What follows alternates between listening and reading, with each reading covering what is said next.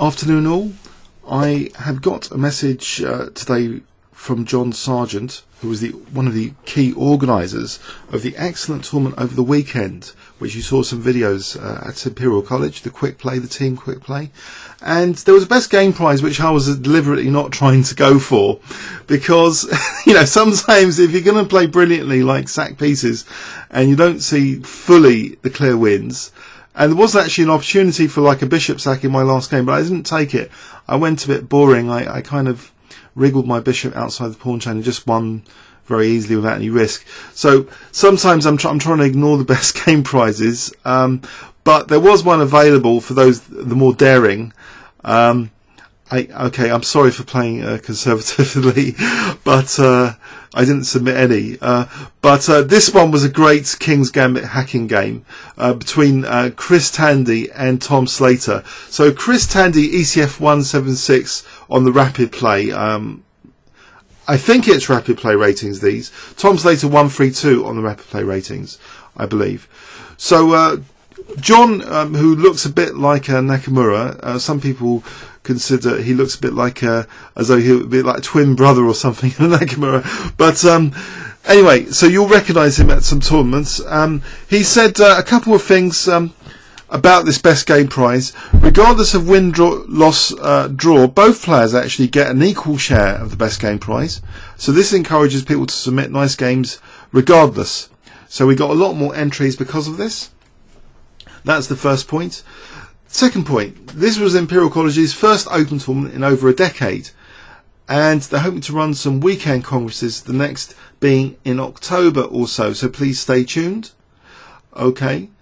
The event, this is the third point now, the event was held in the shadow of the Royal Albert Hall. Quote, Stephen Wood, next year's IC chess president.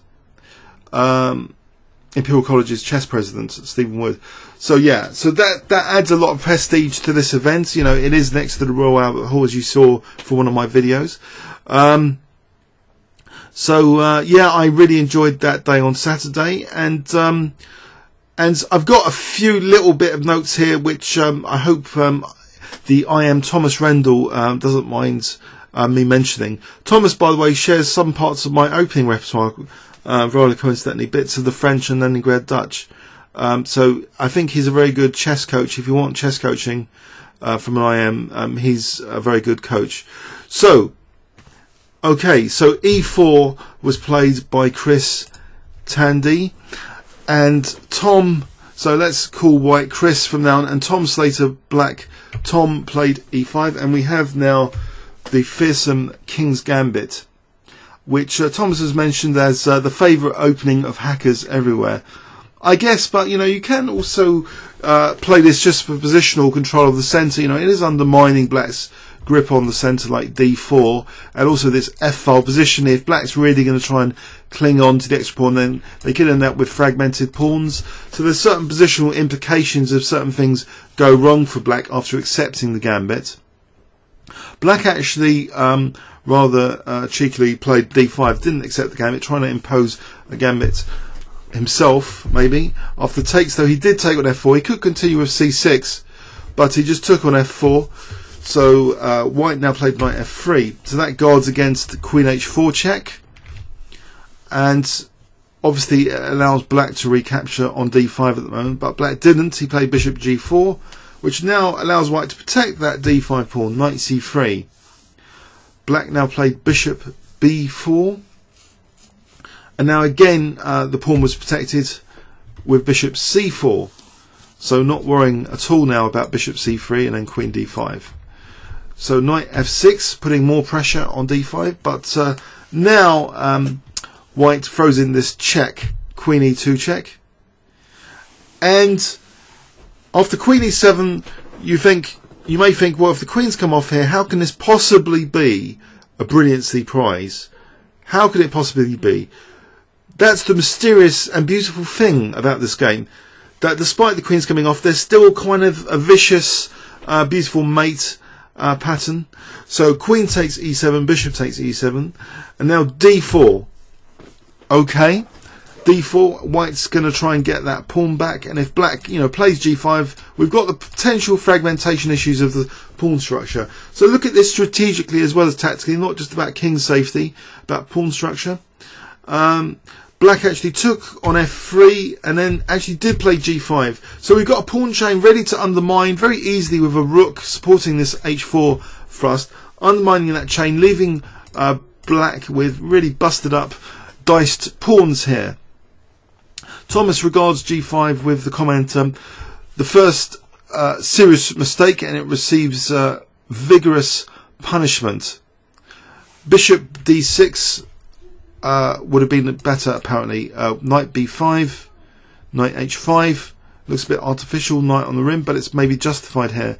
So although white is still better, black's still in the game here and holding on to that pawn. Okay, so g5. So we see h4, and those, so really the positional implications of playing the King's Gambit are revealed here, and it still leads to king safety issues as well as an added bonus. So g takes h4, now bishop takes f4, hitting c7 as well as this isolation of pawns, fragmentation. You know, what else could black do here? If h6 is suffering on this pin against this unprotected rook. So bishop f4, white is clearly standing a lot better now. So knight bd7 rather, and now knight b5. So how does black defend possibly c7? Well, probably best, according to Thomas, was castling queenside to protect c7. But bishop takes c7 is still winning, possibly quite easily as well. So yeah, because then there'll be like, you know, d6 after that if castle queenside. But so rook d8, it's a desperate position anyway, but this allows a pretty mate now. So I wonder if you can spot the winning combination here if I give you 20 seconds, or you may want to stop the video here. So starting from now.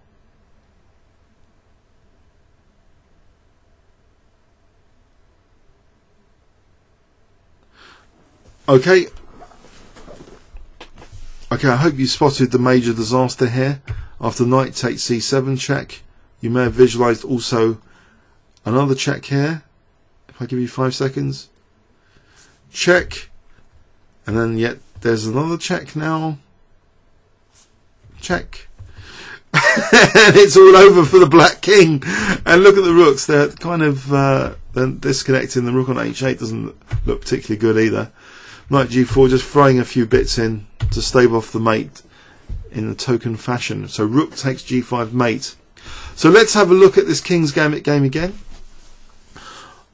Now, you know, there are certain openings in history like the King's Gambit and the Sicilian Dragon that have been given a bad reputation by Fischer because, you know, he got annoyed losing to Spassky in the King's Gambit, and then he wrote this refutation, and maybe that damaged the popularity of the Gambit. But it's been used, as we've seen in past videos, as a weapon which has defeated a lot of the past world champions.